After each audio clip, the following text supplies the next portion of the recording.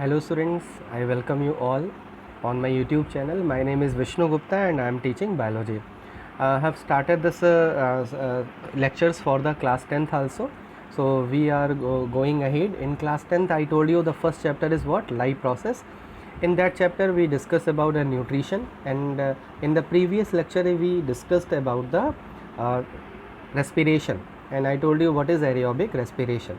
Let's start the session with this motivational quote, because motivational quote provide you the energy and we require so much energy to study. और हमें बहुत ज़्यादा energy चाहिए पढ़ने के लिए, अपने आप को पेस में रखने के लिए. ठीक है, तो let's see what is the line. जिनके पास इरादे होते हैं उनके पास बहाने नहीं होते हैं. तो अगर आपके पास आप डिटरमिन्ड है किसी चीज़ को लेके, आपका कोई ऑब्जेक्टिव है, तो आप अपने एक्सक्यूज़ेस को प्लीज़ हटा दीजिए और उसी के बारे में केवल सोचिए. ठीक है, क्योंकि आज आप बहाना तो बना लोगे, लेकिन कल जो है आप आपने जो ऑब्जेक्टिव आपने सेट किया है, जो आपने एम सेट किया है, उससे आप कहीं ना कहीं भटक जाओगे. तो प्लीज़ अपने एक्सक्यूज़ेस को हटा दीजिए और अपने जो भी आपने एम बनाया है उसके तरफ खूब अच्छे से मेहनत करिए और उसकी तरफ जाइए. ठीक है, तो लेट्स स्टार्ट द सेशन को स्टार्ट करते हैं.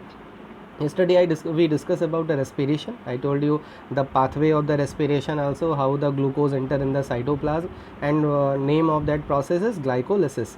ठीक है, in the glycolysis when the glucose enter in the cytoplasm, then it break down into the pyruvate. तभी किसमें break down हो जाता है? pyruvate में.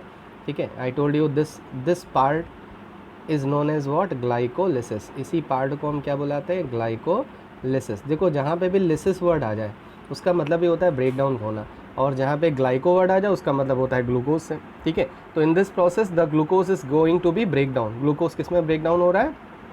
पायरुवेट में ब्रेक डाउन हो रहा है. ठीक है, और ये प्रोसेस कहाँ पे हो रहा है? साइटोप्लाज्म में. And you know that every living organism, ठीक है, whether it is prokaryotic whether it is eukaryotic, all the living organism has cytoplasm. सबके सारे लिविंग ऑर्गेनिज्म में सेल में क्या होता है? साइटोप्लाज्म होता है. And that's why this is a common process. ये क्या है? कॉमन प्रोसेस है. ठीक है, ये yesterday I told you this thing. Now what is the fate? Yesterday I use a word fate. ठीक है, वो वाला फेट नहीं जो स्कूल में होता है. ठीक है, वो FETE होता है. यहाँ पे FATE है. फेट का मतलब होता है डेस्टिनी, मतलब what is going to be happen. अब पायरुवेट जो है, पायरुवेट आगे इसका क्या होगा, मतलब what is going to be happen with the pyruvate. It depends on the type of organism and the condition. Type of organism पे है और किस टाइप की कंडीशन है उस ऑर्गेनिज्म में, इट डिपेंड्स ऑन दैट. ये उस पर डिपेंड करता है. जैसे अगर यहाँ पे देखो तो when the pyruvate enter in any plant cell और animal cell, because plant cell and animal cells are eukaryotic cell, clear, and in the presence of oxygen, you know that in the all the eukaryotic cell the membrane bound organelle, that is mitochondria, is present. Then the pyruvate break down into the carbon dioxide, water and the energy, clear. complete oxidation take place, क्योंकि oxygen involve है, that's why क्या हो रहा है? Complete oxidation हो रहा है. And the pyruvate is completely break down into carbon dioxide, energy and the water, and in this process more energy evolve. जो एनर्जी इवॉल्व होती है that is very high amount, that is 38 ATP. ठीक है, जो gain होता है वो कितने का होता है? 38 ATP का गेन होता है. 38 ATP का गेन होता है. ठीक है, so this process is taking place in the presence of oxygen in mitochondria. That's why it is known as what? Aerobic respiration. इसीलिए हम इस प्रोसेस को क्या बुलाते हैं? एरोबिक रेस्पिरेशन बुलाते हैं. समझ में आ गया कि पायरुवेट का क्या जो है वो फेट है. और इसी साइकिल को, मतलब ये वाली जो साइकिल है कि when the pyruvate enter in any plant cell और एनिमल सेल, ठीक है, mitochondria, in mitochondria this whole cycle is known as Krebs cycle. इसी साइकिल को हम क्या साइकिल बुलाते हैं? ठीक है, क्रेब साइकिल क्यों बुलाते हैं? क्योंकि एक साइंटिस्ट थे जिन्होंने इस साइकिल को, मतलब इस प्रोसेस को डिस्कवर किया था, उनका नाम था क्रेब, इसीलिए इस साइकिल का नाम क्या पड़ गया? क्रेब साइकिल पड़ गया. ठीक है, तो अभी तक हमने रेस्पिरेशन को कितने पार्ट में पढ़ लिया? 2 पार्ट में. पहला पार्ट ग्लाइकोलिसिस, जो कॉमन प्रोसेस है, जितने भी लिविंग ऑर्गेनिज्म है सब में कॉमन प्रोसेस है. But Krebs cycle is not common. Krebs cycle common नहीं है. Krebs cycle take place in the eukaryotic organism. Krebs cycle कहाँ होगी? यूकैरियोटिक. और यूकैरियोटिक का एग्जाम्पल क्या है आपके पास? Plant cell and animal cell. In this para everything is written about aerobic respiration, जो अभी हमने पढ़ा है. ठीक है, कि लार्ज अमाउंट ऑफ एनर्जी क्यों रिलीज़ होती है, क्लियर है. और इसी प्रोसेस को हम एरोबिक रेस्पिरेशन क्यों बोलते हैं, इसका भी रीज़न यहाँ पे क्लियर है. बहुत इंपॉर्टेंट है एरोबिक रेस्पिरेशन के feature. Now come to the next. अब नेक्स्ट पे आ जाओ. अब नेक्स्ट अगर हम यहाँ ले लें, ये पहला वाला, ये अब देखो पायरवेट का यहाँ पे फेट क्या हो रहा है, मतलब यहाँ पे पायरवेट के साथ क्या हो रहा है, if the organism is prokaryotic और ईस्ट, या तो ये ऑर्गेनिज्म प्रोकैरियोट हो, प्रोकैरियोट मतलब बैक्टीरिया हो, और या तो ईस्ट हो। याद रखना ईस्ट जो है वो प्रोकैरियोटिक ऑर्गेनिज्म नहीं है, लेकिन फिर भी ईस्ट में ये प्रोसेस होता है। इन अब्सेंस ऑफ ऑक्सीजन, मतलब देर इज़ नो नीड, मतलब there is no oxygen is involve, then the pyruvate break down into ethanol. Ethanol means ethyl alcohol. Ethanol को और क्या बुलाते हैं हम, एथिल अल्कोहल भी बुलाते हैं, ठीक है। ये अब यहाँ पे देखो क्या हो रहा है कि पायरवेट जो है वो किस में ब्रेक डाउन हो रहा है, एथिल अल्कोहल में ब्रेक डाउन हो रहा है, एथिल अल्कोहल, ठीक है। एथिल अल्कोहल और इथेनॉल कितने कार्बन मॉलिक्यूल है, ये 2 कार्बन मॉलिक्यूल है, ठीक है। अब यहाँ पे क्या हो रहा है, कंप्लीट ऑक्सीडेशन नहीं हो रहा है, क्योंकि यहाँ पे क्या है, एक तो अब्सेंस ऑफ ऑक्सीजन में हो रहा है, ठीक है। और तुम्हें पता है जितने भी प्रोकैरियोटिक सेल होते हैं वहाँ पे नो माइटोकॉन्ड्रिया, कोई माइटोकॉन्ड्रिया नहीं होती, क्योंकि this is a membrane bound organelle. Prokaryote में कोई भी मेम्ब्रेन बाउंड ऑर्गेनल नहीं होता, ठीक है। तो ये इसीलिए इस प्रोसेस को हम क्या बुलाते हैं, एनारोबिक रेस्पिरेशन। तो ये पूरा प्रोसेस क्या है, एनारोबिक रेस्पिरेशन है, ठीक है। इनकम्प्लीट ऑक्सीडेशन हो रहा है, इनकम्प्लीट ब्रेकडाउन हो रहा है, इसीलिए एक बाई प्रोडक्ट बन जा रहा है। इसमें एक बाई प्रोडक्ट बन रहा है जिसका नाम है इथेनॉल। इथेनॉल और यहाँ पे क्या है, बाई प्रोडक्ट है, ठीक है। इस इथेनॉल का यूज़ भी बहुत है, जैसे अभी आपने बहुत सारा सैनिटाइज़र ख़रीदा होगा, सैनिटाइज़र में लिखा था कि अल्कोहल 70% होना चाहिए।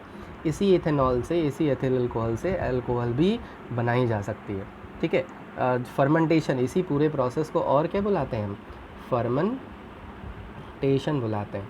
जैसे आप कोई भी फ्रूट जूस रख दो, फ्रूट जूस रख दो एयर में, एयर में बैक्टीरिया होते हैं, बैक्टीरिया उसमें लग जाएंगे और यही रेस्पिरेशन शो करेंगे वो।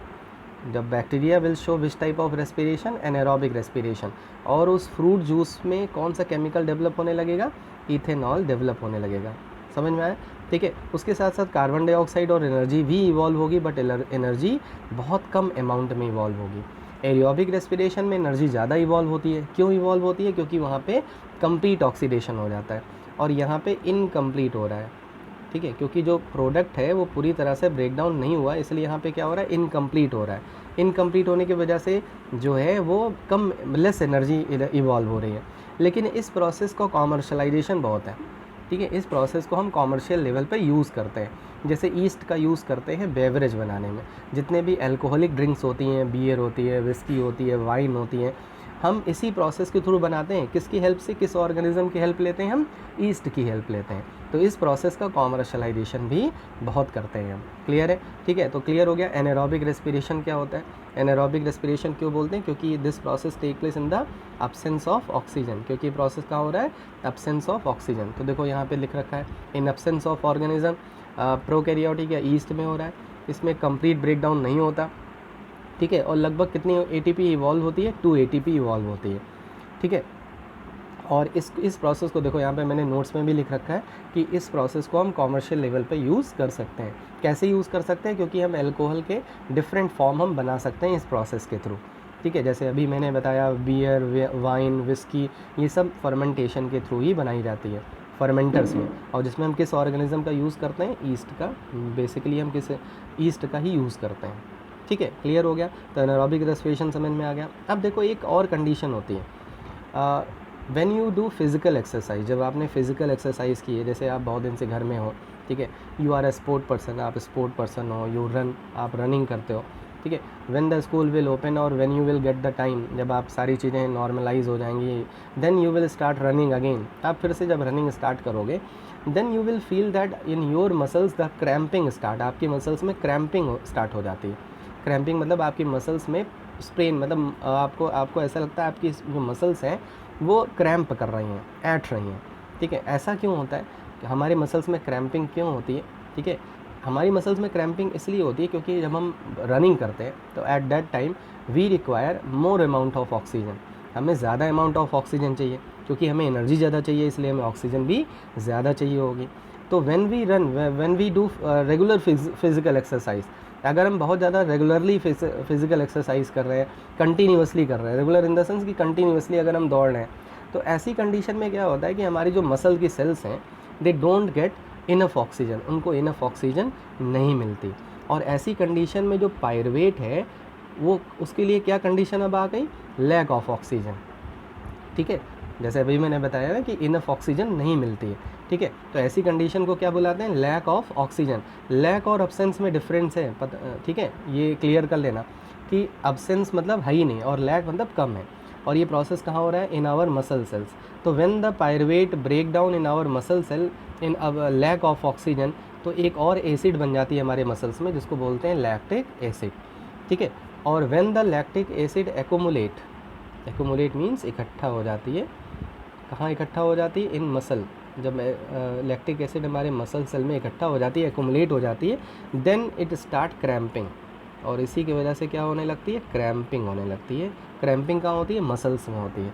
समझ में आया, एनर्जी तो मिलती है लेकिन उसके साथ साथ एक और केमिकल फॉर्म में हो जाता है, that is not good for us, जो हमारे लिए अच्छा नहीं है, हमारे मसल्स के लिए अच्छा नहीं है। लेकिन हमारा ब्लड जो रहता है बाद में इस लैक्टिक एसिड को रिमूव कर देता है।